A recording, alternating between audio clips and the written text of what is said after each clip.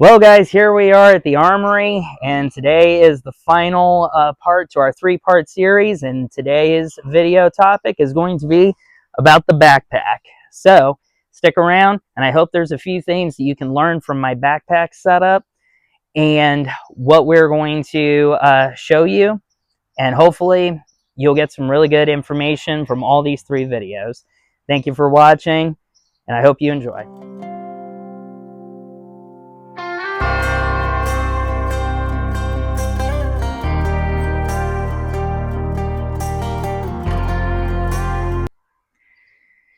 Hey guys, thanks for tuning in to the final video in our Ready Rigs series.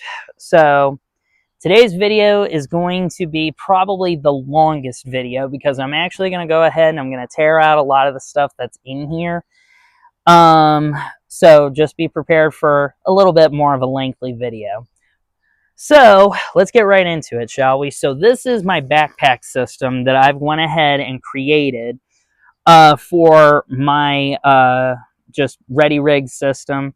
The whole idea of this whole entire video series is supposed to be, do you have everything you need in order to just honestly say, hey, there's stuff going on, we just need to be able to grab just what we can carry really quickly and be able to make a run for it. So pretty much right here what we've got is just the backpack that I have went ahead and assembled. So let's go ahead and we'll start taking some of the equipment out real quick. So the first part right here is what people would call the Claymore pouch. This right here holds 3 extra magazines right here in case I would ever lose my mags or anything. Pretty much the whole idea is that the backpack is not going to be with me at all times. It's going to be back at base camp for the most part. So I would have a couple magazines left behind in case, you know, anything were to happen. So we'll go ahead and we'll continue on. So this right here is actually a USGI poncho right here in this little pack. So the reason why I purchased this, and you can find these on Amazon for a decent price, this poncho is actually basically it's the same size that a lot of the United States military uses. I'm not going to undo this, but pretty much this poncho is big enough to where you can actually do the Ranger Diamond and be able to set up a small shelter for yourself. So with that being said, I figured, I can't remember exactly how much this cost. I bought this a few years ago, but I think it was like 20 or 30 bucks. But to be able to have a makeshift shelter, you know, you can't beat it.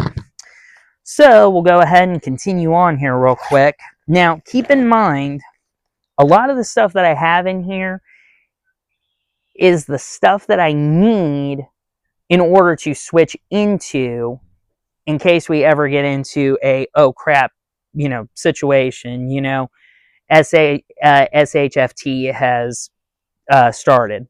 So what I got in here is a bundle of clothes. Now, this right here, I know that black is not a very camo-based outfit, but you can easily get around that by just throwing brown dirt and leaves and all of that kind of stuff. But this brand name is actually called Ridgecut. TSC sells this brand, and this is a really heavy-duty shirt. Like, this has got some weight to it, and it's going to keep you dry. And that's one of the reasons why I bought this guy. And you also can see right here, you got patches right here in the elbows and everything. So this is why I have this shirt right here. And then we'll get to the next item real quick. I also have the same brand name, Ridgecut pants right here. So the whole entire idea of what I have right here is that I bought a pair of pants and a shirt that was pretty much going to be comparable to what the 511 pants were going to be. Only except these guys are about like probably 20 bucks or so from TSC. But again, if you look down in here, you've got, you know, cargo pants pockets, and you've also got knee pads right here sewn into the pants. So again, you really have got to ask yourself, is it worth investing into a pair of battle clothes, essentially, just so that you can actually like keep yourself, you know, a little bit drier, a little bit more on the side of clothes that are actually going to stay more intact. Or if you happen to come across like a brush or something and, you know, where it would tear up like regular jeans, it doesn't tear these up. Is that worth investing in? In my personal opinion, I do think so. But then also I've got like just your regular like t-shirts right here. And the reason why I have a t-shirt right here is because you can easily just cut this up and turn it into makeshift bandages if you need them to be. Continuing on, this right here is just your basic camo shirt. So you can easily just go ahead and switch into something if need be. And then also got a camouflage mask right here. I'm trying to think of the name of it. Balaclava. There we go. So we got a balaclava right here. That's camo color, so it'll definitely fit with my it's the woodland camo with, you know, trees and leaves and all that kind of stuff. So it'll definitely work with my camo shirt if I need to be in that situation. And also what I've got right here is a couple pair of wool socks right here. Trust me, here in our native state of Ohio, winters out here are very, very rough. So anything that can keep your feet dry and warm at the same time is definitely going to save you a lot of hassle. So right up here, continuing on, right here is some wet wipes right up here. So obviously, and in the words of Garantham when he was doing his urban survival video, he says, wet wipes. Make sure you got wet wipes on you. Don't get swamp ass. It's a horrible way to go. So here I've also got dude wipes right here. So I've broken this down into a couple different categories. The dude wipes is something that I would probably use more for cleaning your body, and these are the unscented ones as well. So the wet wipes that I have in Ziploc bags are just your everyday Equate brand that you could just very easily spend like $2 to get a pack of 80 of them. Just go ahead and pull them from there, put them in a Ziploc bag, put them in your kit, and yes, even if they dry out a little bit, just put a little bit of water on there and it rehydrates them very quickly. So you're not going to lose a whole lot. So that's what I've got right here in the big part of my bag is I've got my battle clothes right here, an extra shirt in case I ever need bandages or anything like that, some camo colors right here. So that's all good right there. And I can very easily get to all of this stuff and be able to change once I've reached a point of where I've reached a point of safety. Whether I've got my family with me or we're invading and trying to meet up with friendlies somewhere, whatever the reason might be. But believe me, there's a reason why the military doesn't go into battle with t-shirts. There's a reason why the military doesn't go into battle in jeans, because they're easily breakable. So that's why I say invest in a couple good pairs of shirts and a good pair of pants that's going to get you through this ordeal. So that was the front part. Now let's go ahead and we'll take a look at the middle part right here. So what I've got in here is just a whole bunch of tools. Just very basic necessity stuff. So right here, I do have an extra pen right here. My mother-in-law bought me a kit which came with a pen and a knife and a fire steel and all that kind of stuff. And I thought to myself, you know what? This kind of stuff is still stuff that you would want to have. Even if it is a cheapo Chinese spring-assisted knife, believe me, having something like this out in the woods or something when you really need some help, especially when you got a glass breaker right there, a seatbelt cutter, you got to really think. This is still going to help you in a lot of situations. So I just go ahead and I keep that right here. A pen, come on guys. You can't tell me that having a pen you know, especially with another glass breaker right there, is not going to help you out in any kind of situation. So obviously a fire steel, definitely are going to want to have this, especially if you know how to make a fire. So there's that. And what I've got also in here is my boo-boo kit, which is, this is what I would keep at home base. So right here is like a very in-depth medical kit. So what I've got in here, and this is not something that came with the pouch. I had to buy this separately, but it comes with quite a few things in here. And then I've added other things. So obviously I've got more triple antibiotic cream right here, and you've got even the little samples that come with the little samples that come with the kit that I bought. Not the bag, but just the kit. And then I also went out and put some isopropyl alcohol in here, because believe me, this is going to act as a really good disinfectant if you ever need to. And you got obviously your ton depressors. In my personal opinion, I've never really known any kind of scenario where you need to use those in a medical situation, but they make for a really good tinder if you really think about it. So get all that stuff right there. I also have the little Wayne Band-Aids right here that compress together to hold your skin in place. Got a couple gauze wraps right here. These are the elastic ones, so once you've wrapped on top of this, it holds the bandage in place. So really good system to have. I also have some adhesive tape in here.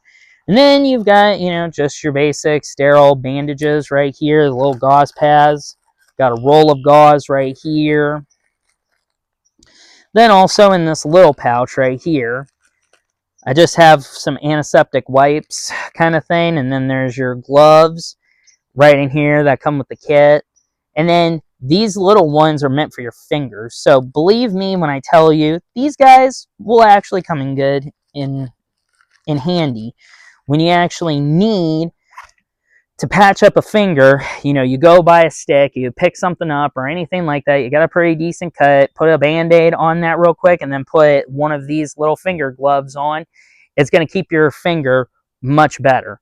Because take it from a guy like Grand Thumb, and take it from all the other guys out there that will tell you that, look, when you are out in the wilderness, when you're out in the woods or anything like that, or when you're out there trying to survive, having something like this is very, very important, because a lot of guys only just think about the trauma kits, but none of them really think about, like, oh, you know, I just scraped myself on a branch and now I'm bleeding quite a bit.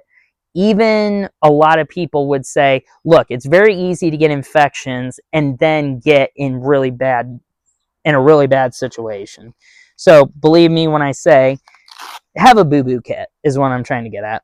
I also have a lot of stop bleed packs in here, up in here, and some various other wider bandages, bigger stuff, and all that kind of thing. So this right here is definitely a nice little investment to have at home base. This is definitely what I would keep away from me. That way I would have all the medical supplies that I would need. And I could very well restock the trauma kit that I've got on my belt with a lot of this stuff in here. So that's what I've got right here in the middle part of the pouch. Now, there are some things that I did have in here at one point, but I had transferred some of them out because I thought me and my wife were going to go camping. So I had in this middle pouch a water filtration system, but I had put that into my rucksack that I was going to be using for camping. And hopefully we'll get the chance to do that here pretty soon. So just imagine that there's a water filtration system in here, but definitely go out and get one. Obviously, there's always Sawyer's filters that are out there. Now, I'll probably do a little bit of a video testing which one is better. There's also the Life Straws out there. Definitely grab a couple of those because those will definitely help you out. Because remember, when you're out in the wild, having the ability to just come up to any water source and be able to suck from one of those Life Straws could mean the difference between having clean water and getting dysentery, and then just having a whole big problem just hit you. So obviously right here, I just threw this in there. It's a little beef stroganoff, just so that I could have something in here food-wise. And then there was other things that I was going to put in here for food-wise, because again, watching Garantham, he actually vacuum sealed a pack of tortillas into his stuff and put a jar of peanut butter, a small jar of peanut butter with vegetable powder in there. That is going to be something that gives you a lot of calories, a lot of carbs, a lot of protein, so that your body can keep going. So I planned on putting that kind of a system in here. I just haven't gotten around to it. So, got a few other things right here. This is an emergency blanket right here. This is definitely going to be something you'd want to have on you should a lot of things go downhill. And way down deep into this little pocket pouch is just a little bit of cord right here. Nothing, anything special, but it would it never hurts to have some paracord on you, especially when you have to build your own shelter or anything like that. And then here is something that also came with my mother-in-law's kit, is the pocket chainsaw. I don't really put a whole lot of stock into that stuff, but it's better to have than nothing, believe me. And then here we have a little spork / knife. Definitely would want to have some piece of silverware with you in order to get through all of this. And then I just threw these in for whatever reason, just for the hell of it. I got a Phillips and a flathead screwdriver right here, because believe me, you will still have some equipment on you that do need those. And then this is where we just kind of get into me just kind of thinking about all kinds of scenarios. I'm trying to really get in here. It's kind of tough. I might want to switch those screwdrivers out for a different place. But if I was ever in a situation like this, once I found a place where I could definitely unpack a lot of this stuff, I would probably put these guys in a hidden place on my body. So like, for example, I might put them in my boot, but these are just little folding pocket knives. Just little folding pocket knives, but they are small enough to where they could fit and be very concealable. So that way, if I was ever captured or anything like that, I would have a fighting chance if I could get to this, you know, cut like the zip ties or anything that they might be using, and would have a chance to fight back. So that's just something to think about. Also, right here is just a little functional flashlight. You know, again, it always just comes down to you never ever know what you're going to need until you're in that situation. And that's why I'm trying to show you guys a lot of the stuff that I have is to prepare for the worst.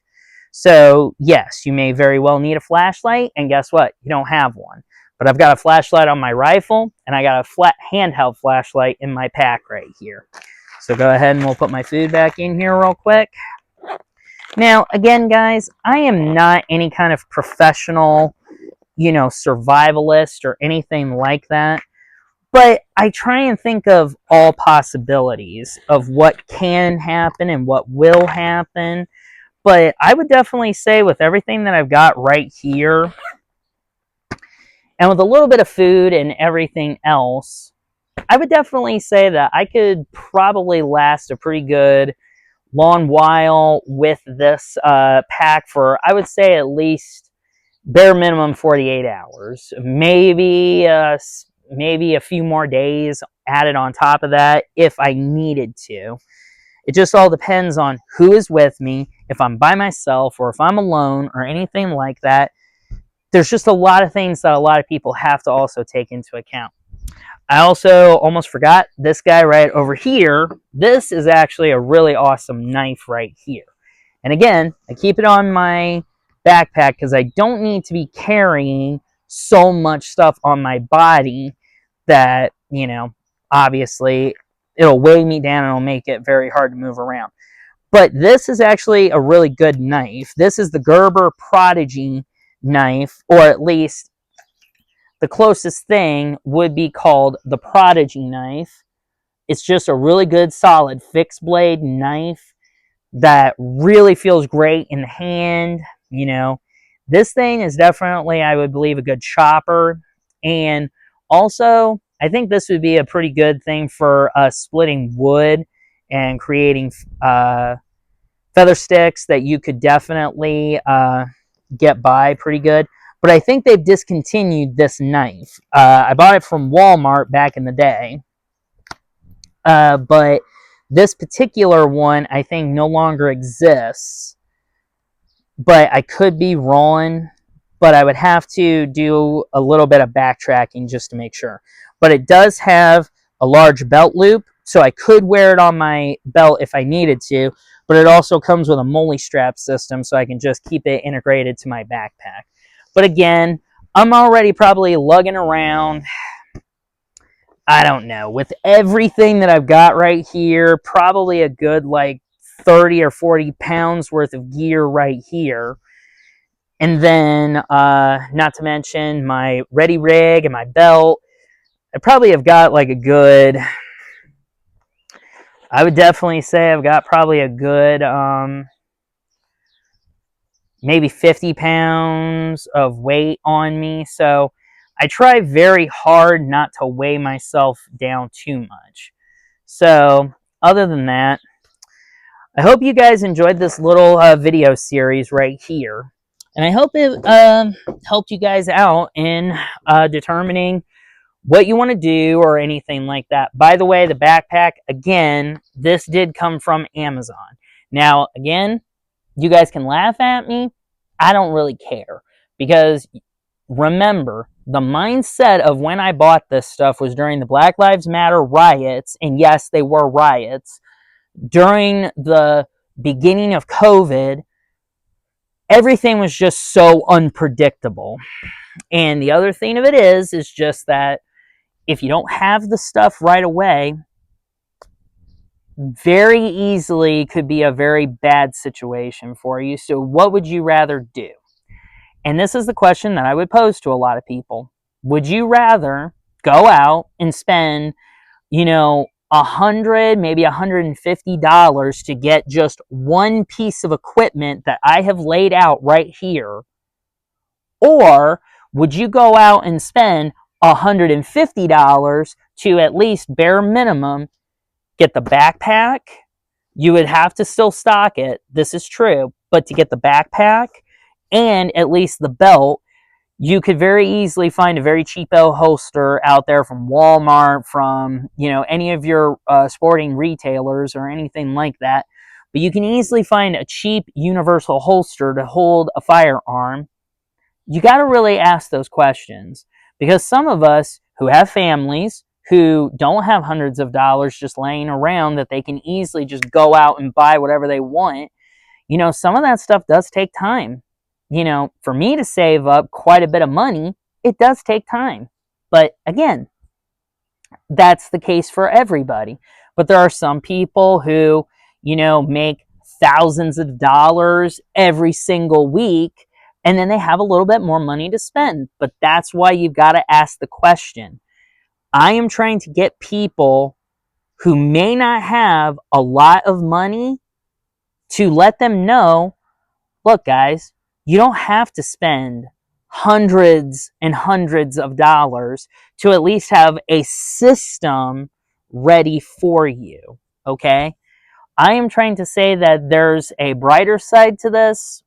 And again, I don't care what people say. I don't care what people are going to make fun of you. If they are going to make fun of you, well, they better have all the stuff that they talk about on top of the fact they better know how to use it too. And they better know what to do in a situation like this. There's a lot of people that build themselves up to be like this really hardcore badass type of guy, and then they chicken out when the stuff gets really hard, when they really, really need to step up to the plate. Just like Paul Harrell's video. I highly recommend you tune in and watch it. But it's one of his citizen-involved shootings that he was in, and I highly recommend you watch it because he makes fun of one of his friends. But his exact words were, Joe was the guy who always touted himself as being like this really hardcore tactical badass kind of guy. But then, as soon as the shooting started, he freaked out and went, ah, ah. So I just recommend that you guys watch that video. It's pretty funny. But again, those people who are going to make fun of you, guess what? Their opinions are not worth knowing. I would rather you be in my camp, that you have, a handful of Amazon items, but again, you have something that can transport a lot of this stuff, whether it's going to be on your belt or on your chest or in your backpack, you're going to have the ability. Rather than being where I was in the position when things were really going bad, where you have nothing. You don't even have a sling for your rifle. Tell me what it would be like to be in that scenario, where you're literally putting your pistol in your pants pocket, one magazine in one of your pockets, one rifle mag in probably your back pocket, and tell me how you think you would fare in a situation like that. Or would you rather spend a little bit of money to be able to go out and buy something that's going to help you? And if people make fun of you, I tell them, screw you. It's what I can afford right now. But either way, I want to say thank you guys for tuning in to watch these videos. I hope you've enjoyed this series, and I hope it's brought some entertainment and some enjoyment to your time. And hopefully you guys have learned some things, whether to do this one thing or don't do this. Just take my information with a grain of salt and just understand that I'm just showing you guys what I have accomplished and what I will possibly change from what I've got. But for right now, I feel pretty confident that, hey, this backpack, my belt, my Ready Rig system, it's going to help me get by at least the next few days until I can get to safety or until I can join up with friendly forces. But again, I hope this video was helpful for you guys, and I hope you guys are having a good week, a good day, a good month. Hopefully, we're going to start seeing some better weather here soon, and then I can start really doing the videos that I want to do for you guys. Thank you guys for watching, and I hope that everything is going good in your spiritual walks with the Lord. And just one piece of advice. Don't ever settle for less than who you can be. I don't care what that is. Don't settle for less knowledge. Don't settle for less in your physique. Don't settle for less in your mental walk. Don't settle for less in your spiritual walk. Don't settle for less. Be the best that you can be. Thank you guys for watching, and I hope you guys have a good day. And remember, shoot straight, shoot safe. Have fun.